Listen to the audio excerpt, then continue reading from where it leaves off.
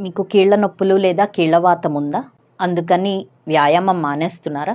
లేదు వ్యాయామం చేస్తే సమస్య ఎక్కువ అవుతుందని భయపడుతున్నారా? ఆ ప్రశ్నకి మనం ఇవాళ సమాధానం తెలుసుకుందాం. నేను డాక్టర్ ప్రత్యూష. నేను ఒక MD/DM రుమటాలజిస్ట్ని from Pratyusha rheumatology care. So నాకు నా పేషెంట్స్కి కామన్గా ఓపీ రూమ్లో జరిగే ఒక గొడవ అనొచ్చు. సో నేను చెప్తుంటాను రెగ్యులర్గా ఎక్సర్సైజ్ చెయ్యాలి అని. బట్ చాలామందికి కోపం వస్తూ ఉంటుంది. అసలే నొప్పులు, నేను కదలలేకపోతున్నాను అంటే నన్ను వ్యాయామం చేయమంటారేంటి, ఎలా నడుస్తాను అని. వాళ్ళు చెప్పే దానిలో కూడా వాస్తవం ఉందండి, నేను లేదని అనట్లేదు.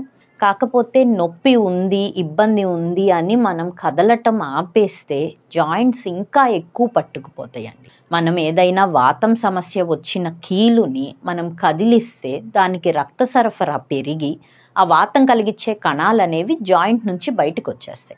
తద్వారా మీకు లాంగ్ టర్మ్లో అంటే ఒక వారం 10 రోజులు కనుక మీరు కొంచెం ఆ నొప్పిని భరించి ఎక్సర్సైజ్ అనేది కంటిన్యూ చేస్తే మీకు సమస్య ఇంకా త్వరగా తగ్గుతుంది. ఆ జాయింట్ హీలింగ్కి కూడా చాలా ఉపయోగపడుతుంది. మరో ముఖ్యమైనది, అరుగుదల పెరగటం అనేది వాకింగ్ వల్ల కానీ ఎక్సర్సైజ్ వల్ల కానీ ప్రాపర్గా గైడెన్స్తో చేసిన ఎక్సర్సైజ్ వల్ల కానీ అయ్యే అవకాశం అయితే లేదండి. వాకింగ్ వల్ల అయితే అసలు అవ్వదండి. కరెక్ట్ షూస్ వేసుకొని ఫ్లాట్ సర్ఫేస్ మీద నడవడం అనేది ఇటువంటి సమస్యలు ఉన్న వాళ్ళకి చాలా చాలా అవసరం. Thank you.